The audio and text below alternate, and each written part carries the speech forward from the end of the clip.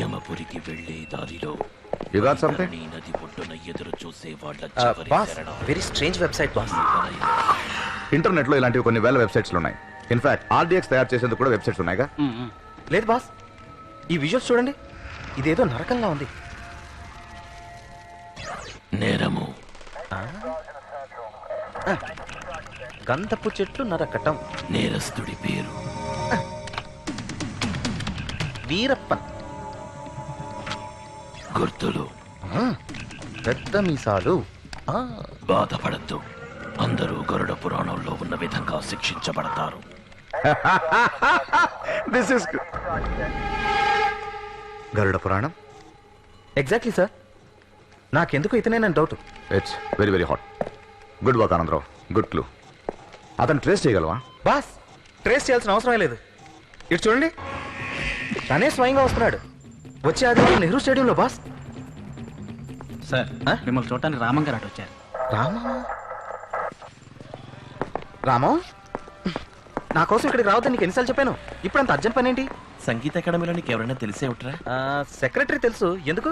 ఏంలా, ఈ సీజన్ లో పాడాలని నందిని ఆశపడుతోంది. నువ్వు ఒట్టి వెర్రివాళ్ళలో ఉన్నావు కదరా. తనకి నువ్వు ఇష్టం లేదని తెలుసు కదా, ఇంకా ఎందుకు తన గురించి ఆలోచిస్తావు? నన్ను తను ఇష్టపడకుండా పర్వాలేదు, నేను తన ద్వేషించలేదు. చప్పటి ఫిగర్ రాది. ఇలాంటి వాళ్ళని నెత్తి మీదకి ఎక్కించుకోకూడదురా. ఇష్టం లేకపోతే వదిలే, ఇలా మాత్రం మాట్లాడకు. రేయ్ ఆగాగు, వెంటనే వైలెన్ తీస్తావే. తన కోసం కాదురా, నీ కోసం చేస్తాను.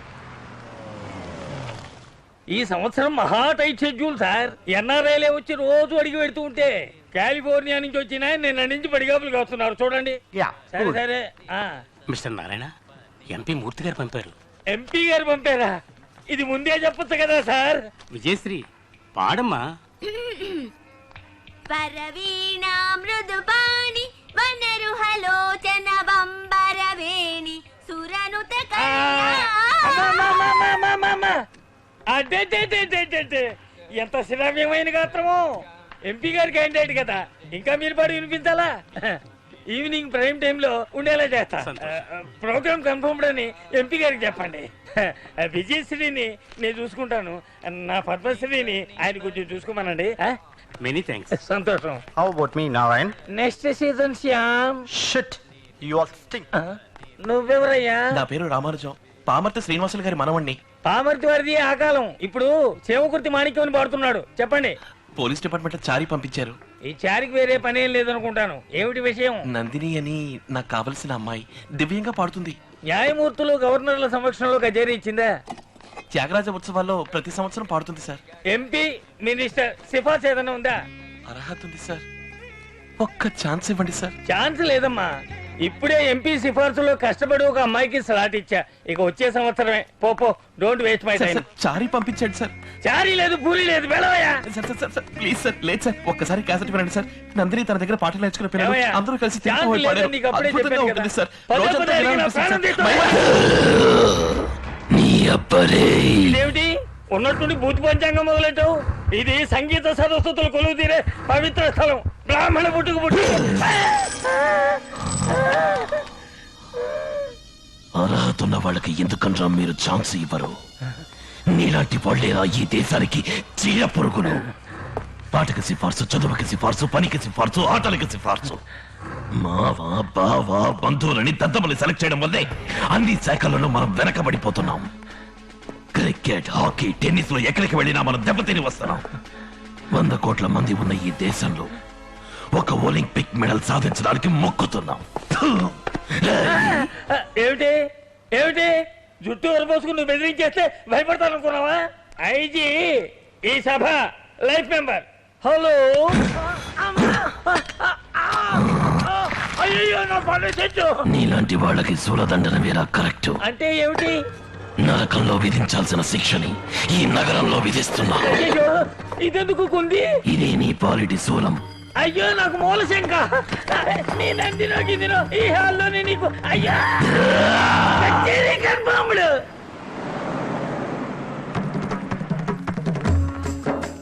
రెడీ అయ్యారా అందరూ? ఇప్పటికే ఆలస్యం. హలో అసెంబ్లీ అంకుల్, రండి కూర్చోండి. ఎమ్మెల్యే అంటే రాలేదా? రాజీవ్ పల్లిపాటికెళ్ళి. ఆంటీ కూడానా? ఆవిడ పూటకో పాట పాటకో మాట. Hey, what's it, buddy? Sir Me? I'm Remu, the Rampok model, Nandini's boyfriend. Boy friend boy friend ఓసారి లేవండి Why? లేవండి Why? Hey, oh, వెళ్ళి లాస్ట్ రోజులు కూర్చో ఎందుకు రైలు ఇంకోటి ఫిగర్ అని కలపడతారు రాస్కల్స్. చాలా సంతోషంగా ఉంది చారి. నాకు ఇంత గొప్ప ఛాన్స్ దొరుకుతుందని నేను ఊహించలేదు. రామన్ చాలా కష్టపడ్డాడని విన్నాను. రాము ఇక్కడ ఏం మొహం పెట్టుకొస్తాడు? అదిగో వాడు వచ్చాడుగా. వీడెక్కడో ఏదో మూల కూర్చుని ఏడుస్తూ ఉంటాడు. hey, Nandi. Wow. ఇలా స్టైల్ గా ఫోర్స్ కొట్టే వాళ్ళనైతే మీరు ప్రేమిస్తారు. ఒకటి సిన్సియర్ గా ఉంటే కష్టంగా ఉంటుంది కదా, పర్ఫెక్ట్ గా ఉంటే ఇష్టం ఉండదు కదా, క్యారెక్టర్ ఉంటే బోర్ కొడుతుంది కదా. రామం గోల్డ్ నందిని, కల్మషం లేని బంగారం. అందుకే ఈ మాయలోకల్లో ఇమ్మలేకపోతున్నాడు. వెళ్ళి రమను. ఇంత చెప్పినా ఫాండే రమ్మంటున్నా. Hey, Nandi. Wow. Are we gotta do the yayo? Be serious రమో, కొంచెం మాట్లాడాలి, కూర్చో. Okay. Yeah. Tell me. ఇంకెప్పుడు నన్ను చూడటానికి రాకురేమో. What? నేను నిన్ను ప్రేమించలా. What's wrong with you? Why? నువ్వు నిజం కాదురేమో, అబద్ధం. What you mean? నువ్వు ఇంకొకరి కలకి మేకప్ వేసుకొచ్చావు. నేను నిజాన్ని ప్రేమిస్తున్నాను. ఎవరు? చెప్తాను. Hey, hey, my glasses. What? వెళ్ళి ఈ dress వేసుకురా. Oh. What now? Hey, Nandini.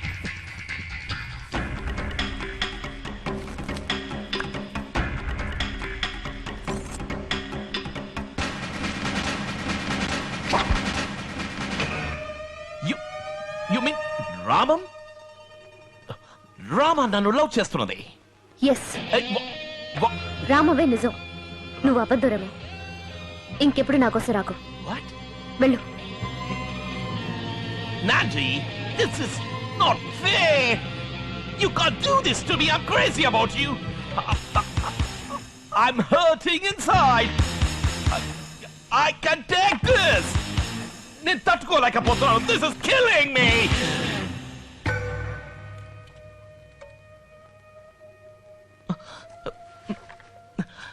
Nandini, అయ్యో టైం అవుతుంది, ఇంకా మొదలెట్లేదా?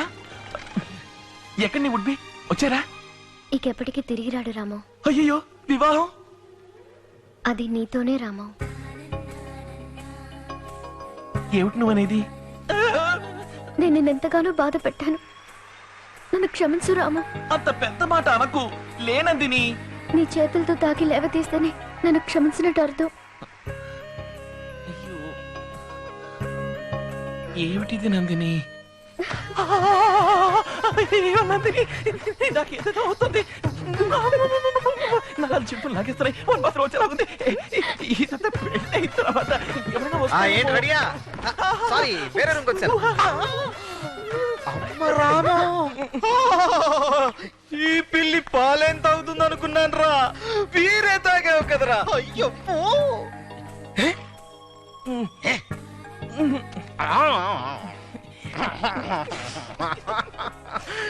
దీన్ని నమ్మలేకపోతున్నాను రా. మీ కష్టాలను తీర్చడానికి అపరిచితులు వస్తున్నాడు. స్థలం నెహ్రూ స్టేడియం. సాయంత్రం 6 గంటలకి. ఆయన ఎవరు, ఎలా ఉంటారు, నలుపా ఎరుపా ఎవ్వరికీ తెలీదు. ఆయన ఏం చెప్తారా అని అందరితో పాటు మీడియా కూడా ఎంతో ఉత్కంఠతతో ఎదురు చూస్తోంది. చాలా టెన్షన్ గా ఉంది. మిగిలిన ప్రోగ్రామ్స్ ఆపండి. దీన్ని లేదు కావాలండి. సార్, ఫ్రంట్ పేజ్ ఆపేయండి. ఇదే ప్రధాన వార్త. Stadium under control. Yes sir. డ్యూటీలో ఎంతమంది ఉన్నారు? 120 మంది sir. Commando forces. In position sir. ఖచ్చితంగా చేజార్చుకుంటారు కదా. Yes sir. Sorry sorry sir, కాల్ తొక్కారు. ఆ బాధలో పేరుతో పిలిచాను. ఇది నిన్నటి సింగపూర్. 1950లో సింగపూర్ ఇండియా కంటే పేద దేశంగా ఉండేది. ఇది నేటి సింగపూర్. మొత్తం ప్రజల సంఖ్య 42 లక్షలు. 644 కిలోమీటర్ల వైశాల్యం గల చిన్న దీవి. బెంగుళూరు కంటే చిన్న నగరం. ఒక సింగపూర్ పౌరుడి సగటు సంపాదన మనకంటే 25% ఎక్కువ. 80% మంది సొంత ఫ్లాట్ కలిగి ఉన్నారు. ఇది కేవలం 25 ఏళ్లలో చెందిన అభివృద్ధి. ఇది జపాన్. అధిక ఖనిజాలు, పెట్రోలు ఏవీ లేని భూకంపాల దేశం. 2వ ప్రపంచ యుద్ధంలో ధ్వంసమైన దేశం. 2 అణుబాంబులను గుండెలపై వేయించుకున్న దేశం. గడ్డిపోచ కూడా మొలవదని చెప్పబడిన దేశం ఈ రోజు ఓడల్లో వ్యవసాయం చేస్తోంది. నేడు ప్రపంచ ఆర్థిక స్థితిలో జపాన్ స్థానం ఏమిటి? 2వ స్థానంలో ఉంది. కొరియా, తైవాన్, మలేషియా, మన చుట్టూ మనకంటే పేదవిగా ఉన్న తూర్పు ఆసియా దేశాలన్నీ ఈరోజు మనకంటే ఎంతో అభివృద్ధి చెందాయి.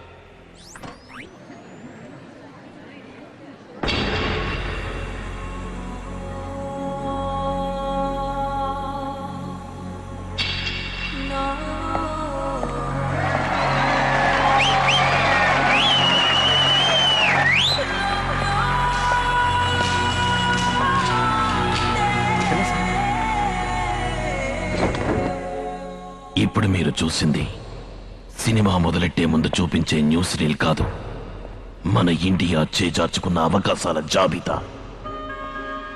ఇది ఒక ఆధ్యాత్మిక సభో, సాంస్కృతిక సభో, రాజకీయ సభో, సువార్తా సభో కాదు.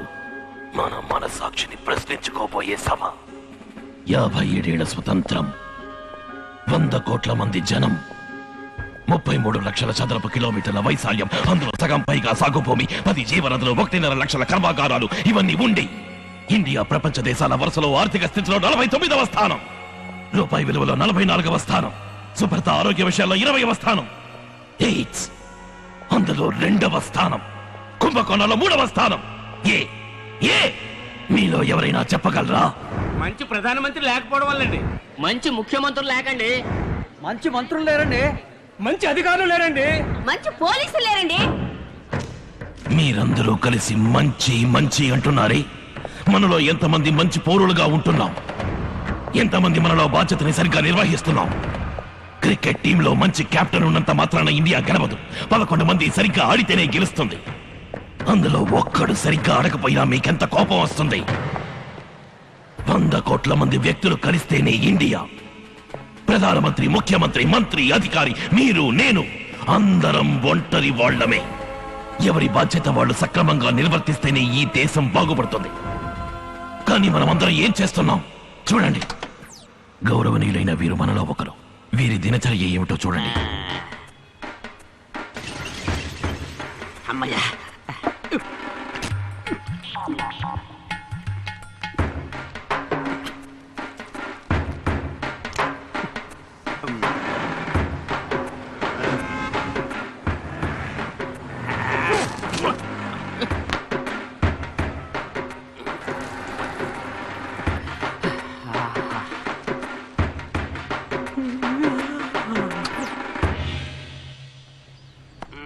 ఇక్కడేం చేస్తున్నారు? చూస్తే తెలవడల్లా రెస్ట్ తీసుకుంటా ఉన్నాను. ఏం చేసి రెస్ట్ తీసుకుంటున్నారు? రెస్ట్ తీసుకుని టైడే రెస్ట్ తీసుకుంటా ఉన్నాను. ఇంకే పనైనా చేస్తున్నారా? నా రేంజ్ తగ్గ పని దొరకల. మరి ఆదాయం? అవ్వ కమ్మరి పని, అమ్మ కూలి పని, ఒక్కోసారి అంట్లు కూడా తోముతా ఉంటది. ఖర్చులకి డబ్బులు ఇస్తారా? బలవంతంగా లాక్కుంటాం. ఏం పనిస్తే చేస్తారు? ఇప్పుడు నేను డ్యూటీలోనే ఉండా. నన్ను మాట్లాడించి టైడ్ చేసేవనుకో మళ్ళీ మనం రెస్ట్ తీసుకోవాల్సి ఉంటది. ఇతన్నేం చేద్దాం చెప్పండి. ఇలాంటి సోమరిపోతులు దేశంలో ఉండకూడదండి. కఠినంగా శిక్షించాలండి. గట్టిగా. అదే నేను చేసింది.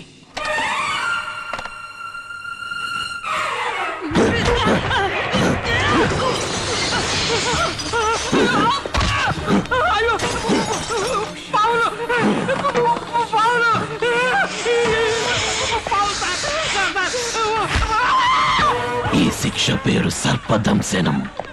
క్రమశిక్షణ లేకుండా, ఏ లక్ష్యము లేకుండా మృగాల్లా సంచరించే వాళ్ళకి నరకంలో విధించే శిక్ష.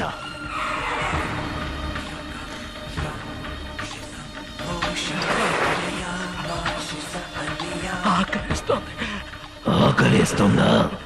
ఇదిగో డబ్బు డబ్బు అని వెంపర్లాడేవుగా, ఆ డబ్బే తిను. ఎంత సంపాదించినా వాడు 1 లక్ష కంటే ఎక్కువ తినలేకపోయాడు. విరోచనాలు పుట్టి చచ్చిపోయాడు. అన్యాయంగా అద్దెలు వసూలు చేసినందుకు తామిశ్ర నరకం.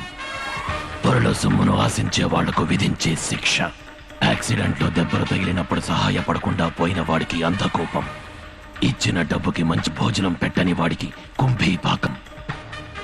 నాణ్యత లేని వస్తువులు తయారు చేసిన వాడికి క్రిమి భోజనం. సాటివాడు దెబ్బలు తగిలిపడుంటే నిర్లక్ష్యం. మంచి భోజనం పెట్టడంలో నిర్లక్ష్యం.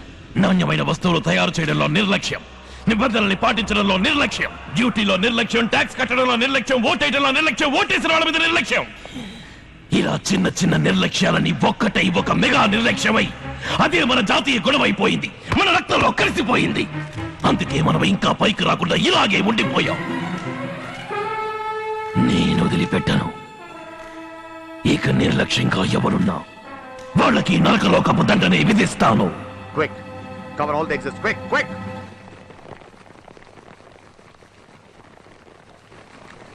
ఎక్స్క్యూజ్ మీ అపరిచితుడు గారు, ఎస్. ఇంత చిన్న తప్పులకి అంత పెద్ద శిక్ష? తప్పేమన్నా బనియన్ సైజా, స్మాల్, మీడియం, లార్జ్ అని రిజల్ట్ సైజ్ చూడండి, అన్ని ఎక్స్ట్రా లార్జే. అందుకని చంపుతారా? దీనికెవరు చంపుతారులే అన్న ధైర్యంతోనేగా ఇన్ని తప్పులు చేస్తున్నాం. అని మీరు చట్టాన్ని చేతిలో తీసుకుంటారా? మీరు చట్టాన్ని మీరచ్చు, నేను చట్టాన్ని చేతిలోకి తీసుకోకూడదా? మరి కోర్టులు పోలీస్ స్టేషన్లు ఎందుకున్నట్టు? ఉన్నాయి, 57 సంవత్సరాలుగా ఉన్నాయి. మరెందుకు ఈ తప్పులన్నీ జరుగుతున్నాయి? హత్య, దోపిడీ, మానభంగాలకే కఠినమైన శిక్షలున్నాయని వాటిని మనం చేయడానికి జగ్గుతున్నాం. కానీ ఈ చిన్న చిన్న తప్పులు ఎవరికి తెలియబోయేది? తెలిసినా ఫైన్ కట్టి తప్పించుకోవచ్చు, దొరికినా లంచం ఇచ్చి వచ్చేయచ్చని ధైర్యంగా చేస్తున్నాం. నేను చెప్పింది విని తప్పు చేసేవాళ్ళు నొచ్చుకుంటారు, దేశం మీద శ్రద్ధ ఉన్న వాళ్ళు మెచ్చుకుంటారు.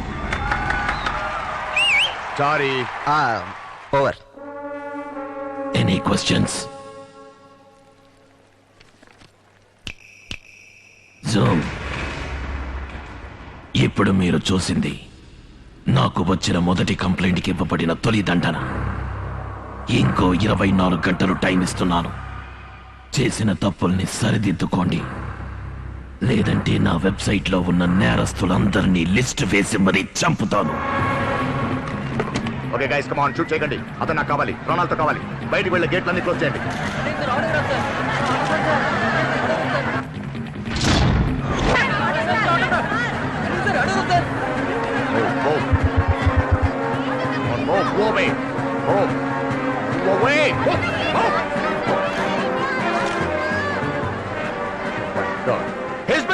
చెప్పినట్టే చేజార్చుకున్నారు కదా.